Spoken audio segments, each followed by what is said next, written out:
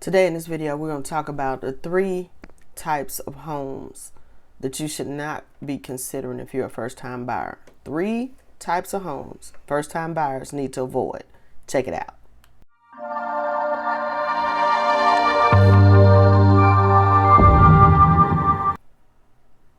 Hi, I'm Rhonda Burgess. I'm a real estate broker and mortgage underwriter here in the Nashville, Tennessee area, and my firm is Southern Living Realty Partners. Okay, we're going to continue.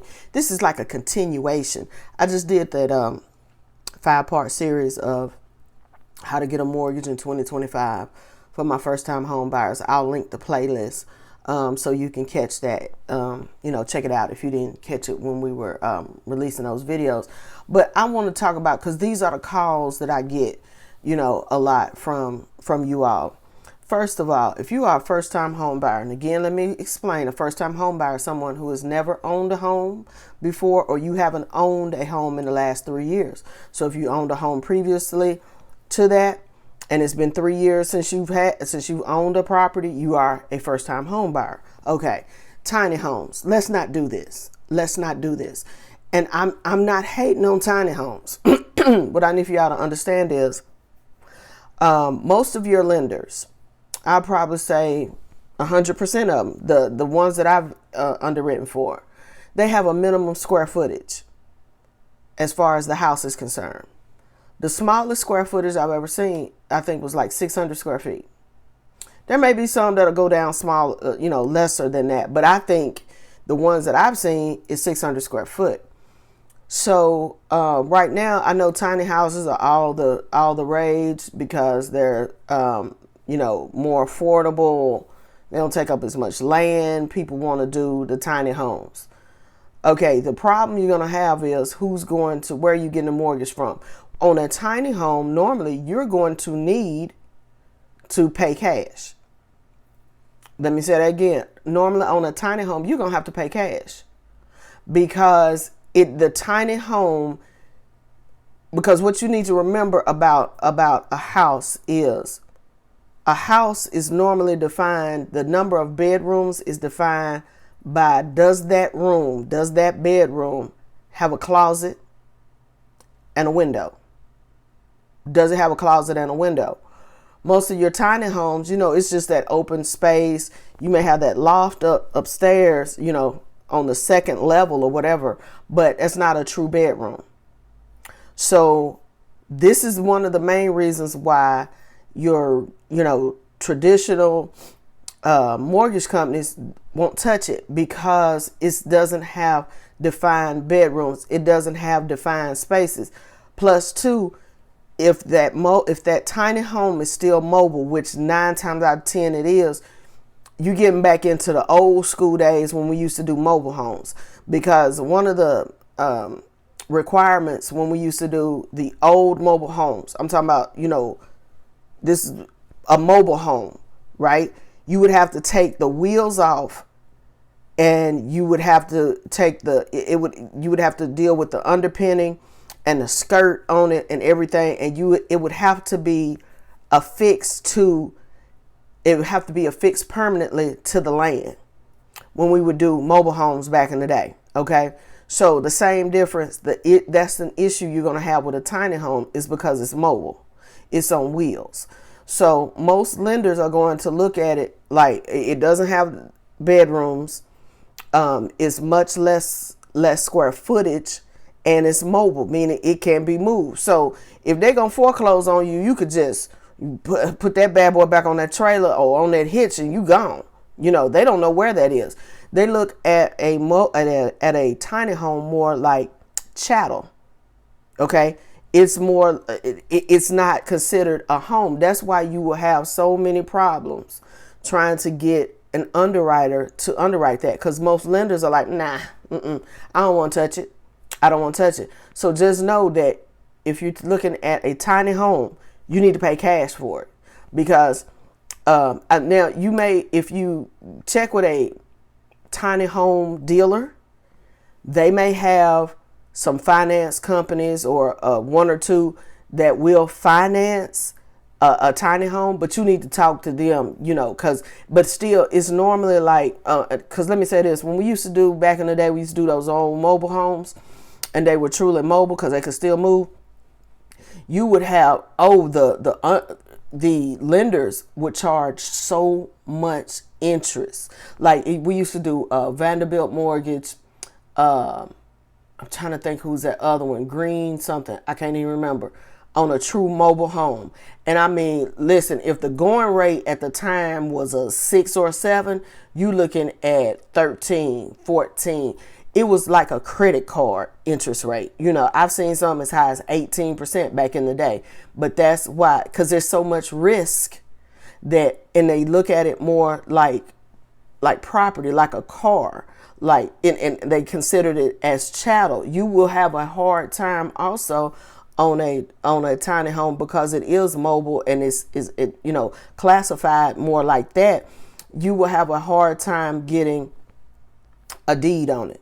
Like you can probably get a deed on the land that it will sit on, but as far as that tiny home, they look at it more like a car, so you get more like a title like that. So that's another reason why they don't want to lend on a tiny home, because they don't look at it as a house, as a living structure. They look at it more like chattel or more like a car, stuff like that. All right, the second type of house or type of property that especially my first timers, you should not do is if you're looking at a condo, right? And a condo, a townhouse, anything that has an HOA. Even some of your single families have that HOA where you have to pay into it, and maybe they keep up your grass. They have the trash pickup, whatever. Any property that has a HOA, okay? Again, you got to do your homework and read. If there's a big assessment sitting out there for that property, and this is especially for my Florida buyers, because they got some stuff going on down there right now with the condos being so old, and they having to do all of this maintenance, and they having to build back up their reserve funds and everything.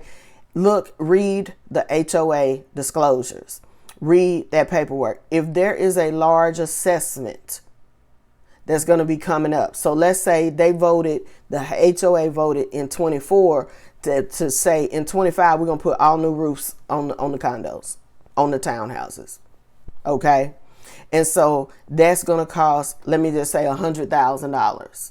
Okay. It's probably going to be way more than that, but I'm just going to use 100,000 to be, an even number, an easy number.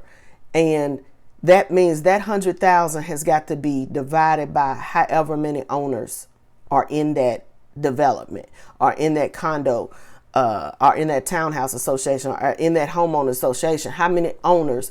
It's got to be divided by everybody. Okay. So that means that right now, let's say if your HOA dues are, $300 a month right now, that means that maybe going forward, 25, 26, 27, it's going to be $600 a month, or something like this. Read those condo disclosures. If there are, assessments that are coming up where those dues are going to be increasing, you need to, I would steer clear of that, because it's getting ready to blow your budget. It's getting ready to blow your DTI. It may not now, but it will. And you know it because they've already told you that it's coming. Also, when you're reading those HOA documents, make sure to look and see, is the HOA in litigation? Meaning, are there other owners that are suing the HOA? Are there other entities that are suing your HOA?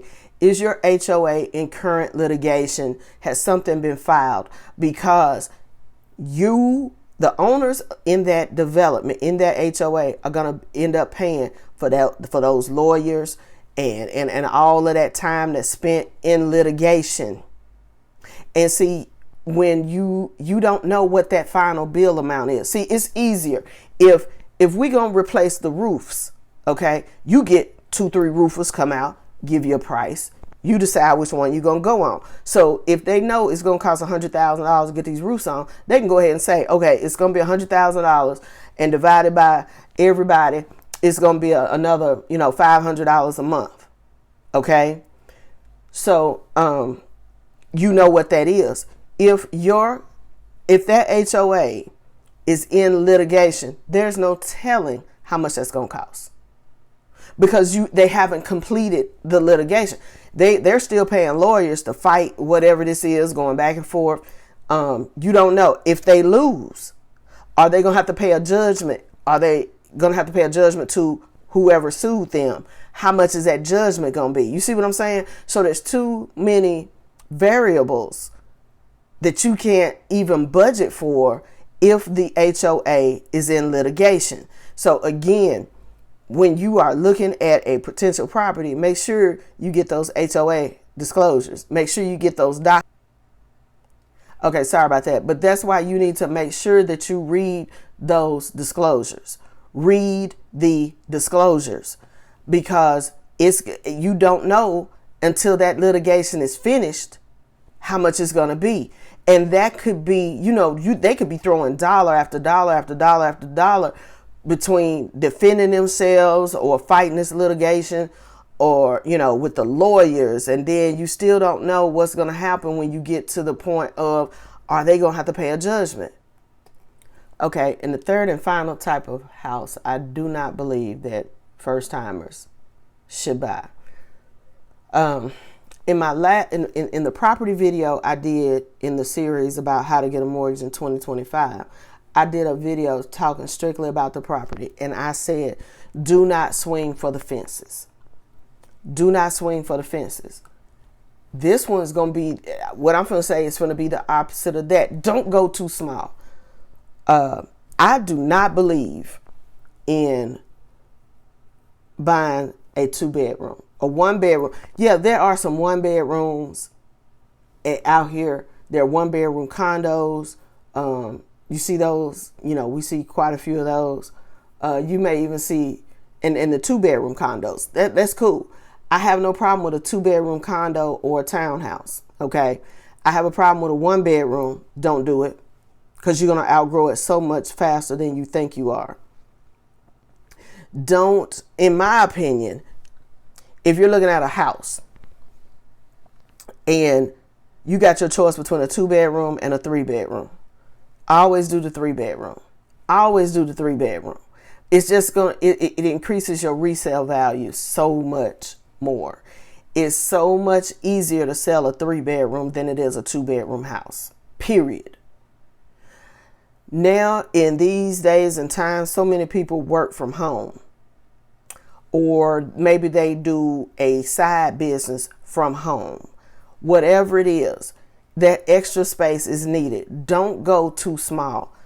Don't settle for something that you deep down in your spirit, you can't deal with. Okay? Do not buy like close to the railroad track and you're like, I can deal with it. That train's only going to come by, once a day, twice a day. It'll come by when I'm not here, when I'm at work, whatever. I won't hear it. I won't see it.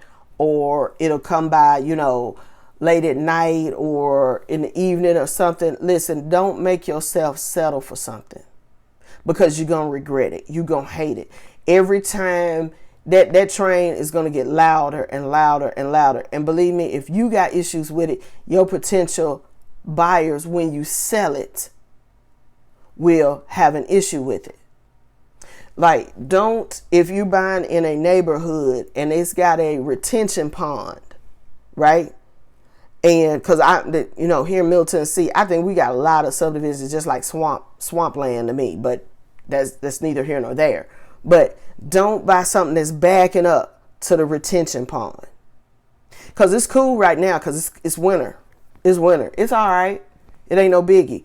But when we get into the rainy spring season, and then that water is sitting there and you got mosquitoes and you got bugs and you got everything else going on, and then you like, oh my God, I hate this. I hate this spot. The last thing you want to do is buy something that you got to pay for every day and you hate it. and you hate it. You know, if the only houses left in the subdivision, the front yard slopes down like this, and you really don't want to deal with that hill, like cutting grass and you know, your lawn maintenance and your landscaping, don't do it. Believe me, wait, something else will come along. I don't want you to settle, force yourself to settle and then be miserable. Don't swing for the fences. You ain't got to go big dog, big Willie style the first time out. But don't make the mistake of selling for either something that's way too small, something that you're going to have a hard time getting financing for, something you're going to have a hard time with in the future because of the assessments, because of the different stuff going on, stuff that you know in your spirit is not going to work for you. Don't do it. Don't do it. Wait, something better. What's meant for you will come to you. You know, where you're meant to be, God will show you. So just don't get impatient and think you got to, you know, do something else. That's just my 2 cents.